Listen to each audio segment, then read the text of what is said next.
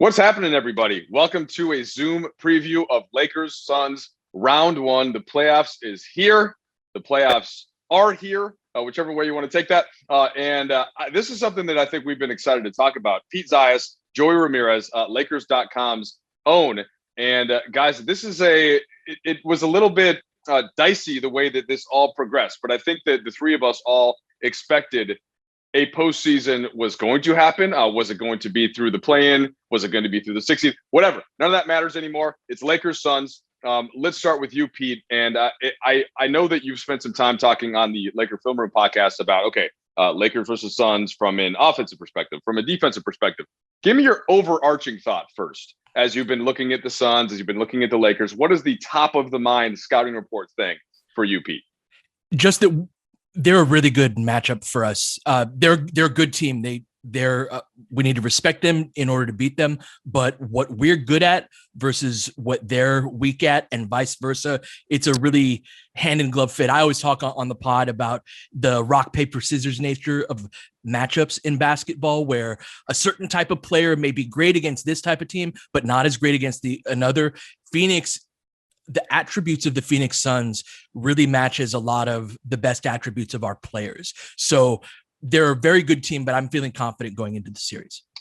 So I think, Joey, the way that I've described this fits in a little bit to what Pete just said. And when you have your two best players as two-way wings, like the Lakers do, and AD, of course, is a big, but he can play on the wing. So with LeBron and AD, and the Suns' two best players are guards in the backcourt, right? So Booker, although he's a bigger guard, a real kind of classic shooting guard, you can still put some size on him, like LeBron, like AD if needed. Chris Paul is, of course, a small point guard. The toughest that they come, really impactful on the defensive end, but same thing. You can switch a big onto him. Chris Paul and Devin Booker aren't going to be able to impact LeBron and AD on the other end as much. So it's not that simple. We're going to break it down much further. But what do you see about just the construct of these teams and kind of Pete's point about how they match up in that sense? Yeah, I think you make a great point right there, Mike. When I take a look at the Suns, I don't necessarily take a look at them on the defensive side, because you're right. Their two best players are at their best on the offensive end. They're not like a LeBron and AD, who are true game changers on both sides of the floor. But when you look at Phoenix on the offensive end, they have one stat that stands out to me that says to me, oh, this team might be legit in the playoffs. And that's that they are among the NBA's top three in percentage in and the NBA tends to break up the court into specific areas, right? So they're top three in the restricted area, top three in the non-restricted paint, top three from mid-range, and top three from the corner three. The only place where they do not shoot a top three percentage is from the above the break three. And so when you have a team that is that efficient from so many areas on the court, that to me speaks to a potential elite playoff offense, because we know that when it comes to the playoffs, the great defensive coaches and great defensive teams are trying to take away certain shots. And for Phoenix, if they are that efficient from all those spots on the court, that can be trouble. But like you said, Mike, I think that on the offensive side of the floor, there's a lot to like for the Lakers. I think that the organization and the quality of shots that have to come in order to have stats like that of being top three from all of these different spots really speak to how well prepared the Phoenix Suns are. And that's one thing going into game one. They've probably figured that they're going to play the Lakers. They didn't know for sure, but if Monty Williams was delegating how much time you're going to spend on which team, probably the Lakers, right? So they are ready for what we're able to do. And that's one of the things that they're good at. They get high quality shots from all of those different parts of the floor because they're running the right plays against the defense that they're going up against. And they've had a whole week or so to plan for the Lakers. So game one, I think, is going to be, even though this is a good matchup, game one's going to be a real barn burner because they're prepared for everything that we do. All right, let's dig in further on offense, further on defense in a little bit. One more big picture point I want to look at, though. So what you get with Chris Paul is an absolutely terrific floor raiser. And that means if he's on your team, OKC last year, a lot of people thought they were going to be one of the worst teams in the West. Guess what? They were the 5 seed. They took Houston to game 7 in the first round of the postseason. Previous couple seasons, whether he was in Houston or with the Clippers, or with the Pelicans, those teams were always good. They always were in the playoffs. And Chris makes sure, and guys, by the way, we've heard whether some teammates like this, some don't, but they all have to get in line. And you got to bring it. You have to bring it on the floor. LeBron is a similar type of a player, similar type of a presence, maybe not as direct all the time with that type of leadership, but that's part of what you get with Chris Paul. And so I think that explains why Phoenix is the 2 seed in accordance with their health. That's the other thing. They've been the healthiest team in the West, and they've certainly benefited.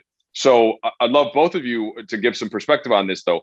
Where do you think that puts Phoenix in terms of, can they go up to another level? Is there something else the Lakers haven't been able to see, whether on tape, whether in the matchups against them, or is this kind of, they know what Phoenix is based on Chris Paul demanding it from them throughout the regular season? Yeah, no, I think it's an interesting question, right? Because we have so much playoff experience with Chris Paul, but not a lot from his teammates, right? So we're going to figure out a lot about these Suns, in particular Devin Booker. When it comes to your first playoff run, especially, semi, I don't want to say late, but later than expected into the career of a scorer, 2-time All-Star like Booker, you kind of throw out that, oh, well, first playoff jitters, like you expect him to come in ready to go.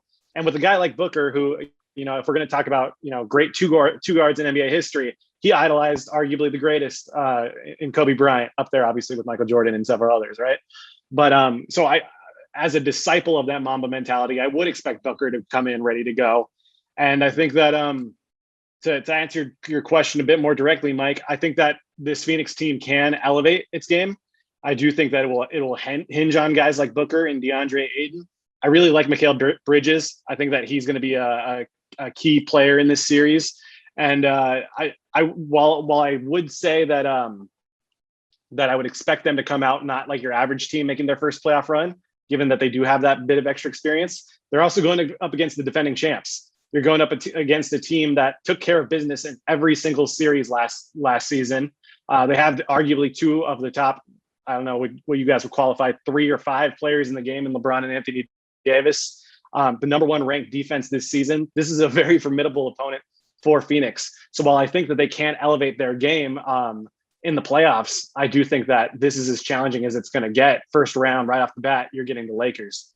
Pete, let me reframe this for you a little bit.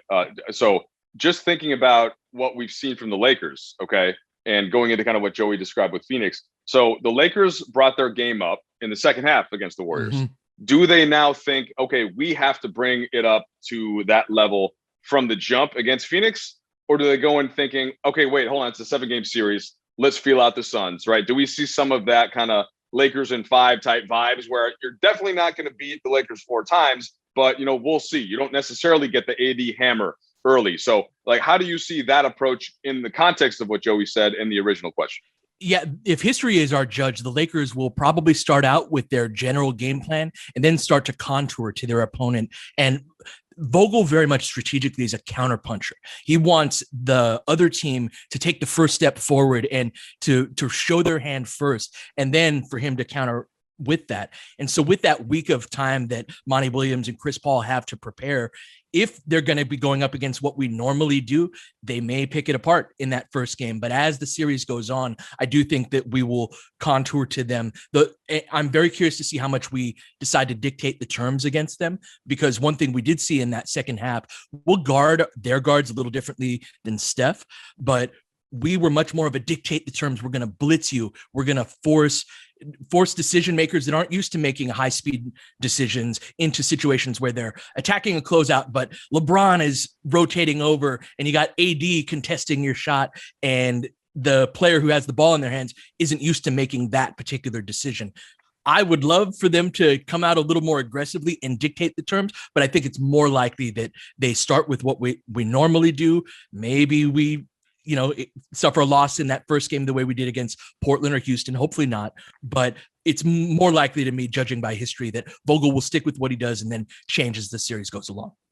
All right, let's stay on the rotation for a second, because that it plays into a bit of what you were getting at. And then we can get to the matchups this season. They played 3 times. As Joey writes these extended notes for the folks at Spectrum on the broadcast, which are terrific. And one of them is, okay, well, LeBron only played once, AD only played once, so it's tough to take too much out of it. Though I do think we can take some out of the most recent one, Anthony Davis' side. Rotation. Okay, guys, this has been the question all year. And my sort of general statement and trying to relay all of the accumulated Frank Vogel interviews has been, Frank Vogel's great at keeping everybody on the roster engaged enough to that he can call on that player when needed. But once you get to the postseason, and we saw this in the play-in, not everybody's going to play. He's going to be honest about it. He's going to tell you why. And then he's going to say, stay ready because I might need you. And what we saw was Wesley Matthews has surpassed Ben McLemore. And I don't even want to say surpassed because he always should have been a little bit higher. Maybe they were just trying to get some reps for McLemore, see what worked. They could pull him in if they need a shooter. But that's one thing. So is Wesley now, is he going to be in that every night rotation, or is it going to be second half only, depending on what happens in the first half if they play Montrezl Harrell? Like, so that's one of the rotation questions. THG got only a few minutes. You would think that might happen again, especially because Caruso is going to play more. So I'll let you guys pick where you want to go with the rotation, what stands out the most, what you think that Vogel is thinking for this type of a series. Joey, if you could go ahead there and just think try to get in Frank Vogel's brain a little bit and think what is going to be most important rotation-wise against the Suns. Well, let's start with the one thing that we do know, which is that Anthony Davis is going to be playing a lot more at the 5 in the playoffs than he was during the regular season. And that shifts everything, because I do think that the position with the most variance will be the center spot. It will be very matchup heavy, depending on what the other team is throwing out there from series to series. But what we do know is the Lakers are at their best when Anthony Davis is at the 5, and that he's going to play the 5 in the playoffs. And Pete, I'm sure you'll expand upon this, but as it pertains to the Suns matchup, that's very good news for the Lakers. Now, when you look at the other rotation spots that are hinging, you look at guys like Andre Drummond, who's been starting, every game since he got here. And you look at guys who might be taking some of those minutes, like a Montrezl Harrell. He might be a perfect fit for this kind of more of a small ball series against the Suns. And Mike, I like you bringing up Wes Matthews. He's a guy who stepped in and had an immediate impact in the playoff play-in game against Golden State. He was a plus 17 in his minutes. He brings that size, that defense, and at the very least, even if he's not hitting his 3-point shot, he brings that threat of the 3-point shot, which does extend the defense, spreads them out a bit. And I think the best thing about the way the Lakers go about their business in the playoffs is that they don't turn to guys out of desperation. They turn to guys from a position of strength. We see other teams, it comes to playoff time, they go down 3-1 in a series or something. All of a sudden they're throwing out these ultra big lineups or ultra small lineups, or here's this guy who hasn't played all season, but he hit a ton of threes in college. Let's just throw him out there. The Lakers have guys that are coming in for a specific purpose, and they're doing it from a position of strength based on what the other team is throwing out there. Looking at last season, the Denver series playing, the two bigs platooning essentially, JaVale and Dwight, Markieff Morris getting run at the 5 against Houston, Alex Caruso coming in game 6 and starting against Miami to win the championship. They're always making their decisions from a position of strength, which I see continuing this offseason, because they do have a lot of guys who bring something different to the table. Yeah, it's about having the right tool for the right job. And if Dario Saric is playing the 5 spot, Trez is going to eat against him on the offensive end. It was interesting. That was the game where we tried the Trez and Mark combo for the first time, was against Phoenix. That last game that we played when we had Drummond, Mark came in against Frank Kaminsky, and then Trez came in the second quarter against their smaller lineups. And I'm curious to see if we choose to have it as an AD at the 5 series where he stays 60% of his minutes there, or if we choose to keep 2 bigs. That's the biggest philosophical question from a rotational standpoint, is does pushing AD down to the 4 spot and putting him up against Torrey Craig the way that we did in last game, or there are other kind of, 10 years ago, these guys would have been small forwards. They would have been 3s. Trying to check Anthony Davis, that's a whole different problem. I think there's value in having 2 bigs on the court in this series, with the idea in mind that 80 at the 5 is never a bad idea. So you always have that to go to, but I do think that with our bigs, we'll have more 2 bigs. And Mike, I'm all about Wes Matthews, as much run as we can get for him. I do think there's a spot for THT in this series, especially with those second units with dribble penetration and attacking the basket. I do think that he can get some run. So yeah, I'm curious to see if Vogel goes to 9 or 10 in this series. Yeah, the THT thing is interesting too, because I think he's always going to be a good change up for Vogel to bring in, especially if the offense gets a little stagnant. Hey, who's the guy that can easily get into the paint, create something for himself? The other team has to scout that, right? They have to be aware of what he's going to do. But at the same time, it's a little bit, you have the issue that you had with Golden State and Steph Curry, where you can't, you can't get away with mistakes on Chris Paul and Devin Booker because they will punish those quickly. And THT is just at this point, right? He's 20. He's 6 years younger than his next youngest teammate. Like that's going to be an area where Alex Caruso is not going to have many mistakes. And so I think that's an interesting one there. The front court stuff to me, I think this is a series where the Lakers are able to stay bigger, and they still prefer, I think, over the course of the series to stay big. And it's worked. It's not one of those things where I know we all talk about it. Okay, AD at the 5 is their best lineup. It's their best lineup, but it wouldn't be their best lineup if they just had to play that all year. Like they want to establish a certain level of physicality, and it doesn't always even need to be reflected in a plus minus. Sometimes it's like think about in a boxing match, like if you have somebody coming in and like if AD doesn't have to come in until round 3 and Drummond's just been taking shots at the opponent for the first 3, Drummond may be even in plus minus, but then when AD comes in, that defense is a little softer and it's a little smaller. So I think we always have to acknowledge that it's not just like, oh, let's have AD start at the 5 for the entire series. And Joey, to kick this back to you on this point before we move a little more specifically into one on offense, one on defense, Phoenix is going to have Ayton on the floor for legitimate minutes. And if he gets in foul trouble, they're sort of forced into that small lineup. And I would argue that you don't have to match that. You can still, you can get away with, sure, Saric and Kaminsky, they may hit a couple threes, but that doesn't mean that you shouldn't continue to bludgeon that inside and just have guys over rotating or have some guys switching or have Harrell, play out in the perimeter, even if he's the 5 there, right? So that to me is something that the Lakers, they can't let their foot off the neck and they shouldn't just cede the size away and say, okay, sure, we'll go small. Yeah, no, I agree with that 100%. And that's why one of the big keys for this series for me is spacing on the Lakers' end. And by that, I mean, specifically from the bigs position, who is hitting the threes, who is stretching the defense. If Anthony Davis's 3 ball is falling, then boom, all problems solved. You can play whatever lineup you want because that floor will be spaced. But we've seen if Davis and LeBron are banging threes, it's going to be a long night. Yeah, pretty good recipe, right? But we've seen AD's 3 ball not falling this season, and so if it is a series where he does go cold from long range, then I think you're going to want somebody next to him who can hit those threes, whether it is playing him at the 5 and surrounding him with shooters, or bringing in Marc Gasol off the bench and having him stretch the defense. I think that's going to be the main factor in how big or small the Lakers can play, because they do need that spacing. And then on the other side of the floor, I think that a guy like Saric, he's interesting to me because he did score a season high 21 against the Lakers earlier this season. And, I tend to forget this. I didn't realize this until I went through his game logs, but he played for the 2018 Sixers in the playoffs. He had 5 20-point games. He averaged 17 and 7 rebounds, shot 39% from deep. Now, that's obviously a small sample size from 3 years ago. So how much does that carry over? I don't know. But it is one of those things that makes me think that, he might not be as innocuous as we might think going into the season. He might play a larger role. Yeah, so Pete, let's wrap that point. And if you have any final thoughts on sort of rotation and key, and I think I want to push you back to the big thing for a second. And I know that Laker fans are always trying to figure out, okay, how many minutes should Drummond play? How often should Mark play? Right? What about Trez? What to you is optimal in this kind of a setting? And by the way, I should note that I think you and I have both been on the, hey, Drummond's done some more nice things than you might realize lately.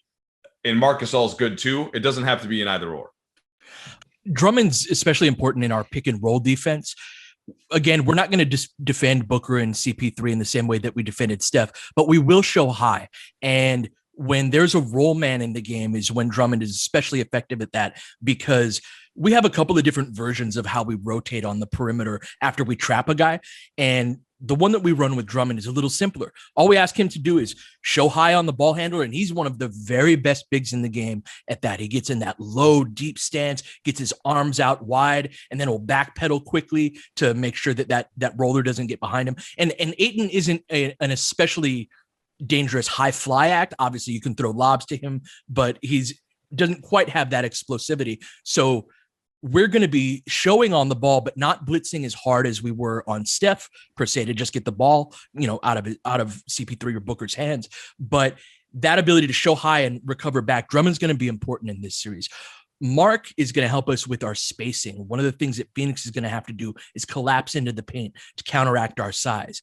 And so the ability to hit threes, the ability to beat ball denial, sometimes they'll play ball denial on the wing, the ability to just provide better spacing for our bigs to leverage that size down low that you were talking about, Mike. That's going to be important. And then Trez, within that, one of the things that they were doing is 3-quarter denial on AD and even some 2-3 zone. And that leaves some of those floaters that Trez is great at right in the middle of the paint. So this is one of the, maybe the only series I see out West where all three of our bigs, along with Anthony Davis as well, there are real valuable minutes for them. And it's just a matter of finding the right spot in the game and the right matchup to go to them. But it's appropriate for each of those players. Very fair points. You both make so many fair points. I could say that after everyone, but so I'll stop from here. Guys, so I was doing the Spectrum Studio show the other night and talking about this series and thinking about Deandre Ayton specifically and thinking about the asks on him when he's sitting in the Suns film room, not to be confused in any way with Laker film room, Pete. And Ayton's sitting there and he's thinking, all right, well, I got to know what Drummond's going to do. Then they might bring Gasol in on me. Then I may have to deal with Harrell. And then at some point going to have to deal with Anthony Davis. That's a lot on a young guy's plate. And that's just on the defensive end. Now, he's also got to think about it on the offensive end. And Joey, I know that you, there's nobody better for me in kind of going through the NBA.com data and looking through where guys are getting shots from. And I'm curious what you found when you looked at DeAndre Ayton. Because when just the eye test, when I watch him play, he's often settling for he's got a soft jump shot, but he's settling for that, between 8 and 15 feet. He'll catch the ball and immediately get that thing up instead of sort of square up, realize that he can take a step towards the basket and maybe put some more pressure on the defense, get to the free throw line, et cetera. So is there anything when you look at that, is there anything that stands out about shot distance, shot percentage, and how the Lakers can try to manipulate that to their advantage? Yeah, no, he's an interesting player from a shot chart perspective. He's very much a Chris Paul big in the sense that, he's 75% in the restricted area. That's really great. Anything above 70 is pretty elite. And that's a lot of great feeds from Chris Paul. Those are dunks that Tyson Chandler and Clint Capella and DeAndre Jordan have been feasting on throughout Chris Paul's career. As you back it out a little bit, to your point, Mike, he does like those, kind of in between shots, a push shot here. He's got an effective hook shot.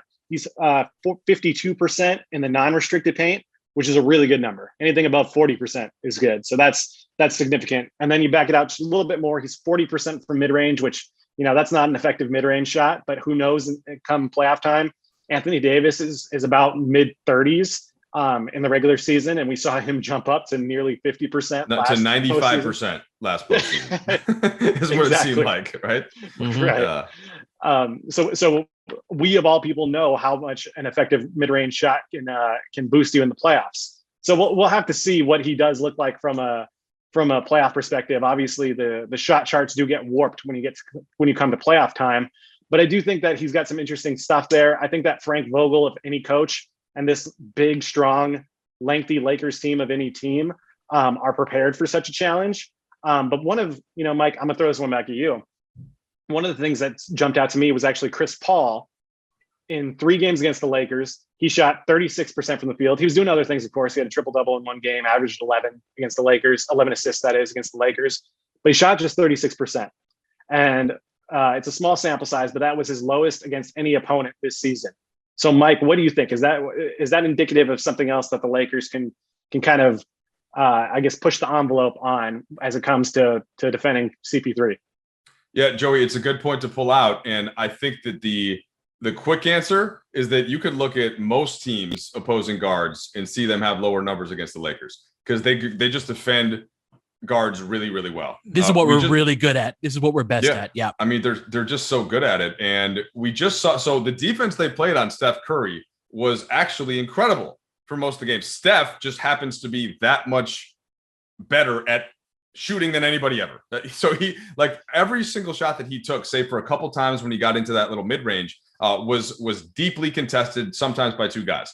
And so the personnel here is, of course, KCP and Alex Caruso and Schroeder. Schroeder isn't at the peak level that he was at defensively, At least he hasn't been since he's been back from the health and safety protocol. So I think that's got to take a little bit of a jump there. And Chris Paul might be able to have a little bit more impact on him. But like Caruso's big, he's strong, he's smart. KCP is bigger, at least when he's defending point guards. He never gives up. He's always trying. He's always chasing, lock and trailing, as Pete and Darius were talking about on their pod the other day.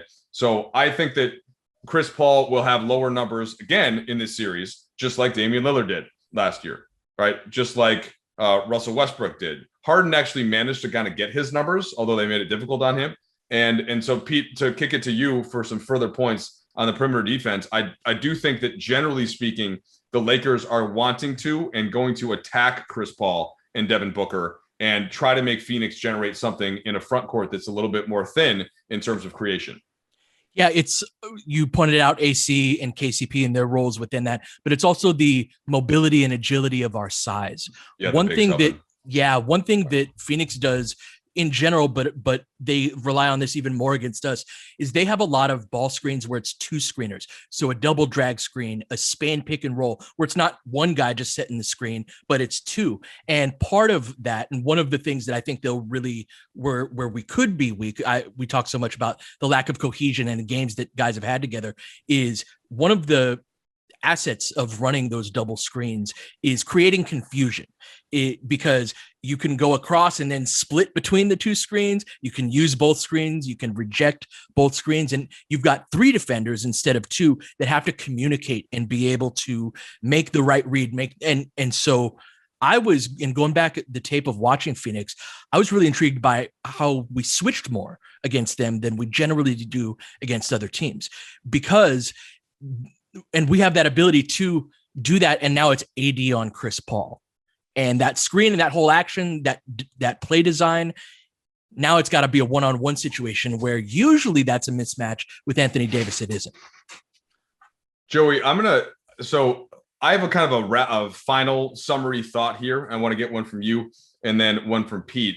And to me, this series is less about personnel and less about talent. I think the Lakers have a clear edge there. I just think that they do. I think the records you have to throw out, that we know that the Lakers were down there based on the injuries to LeBron and AD.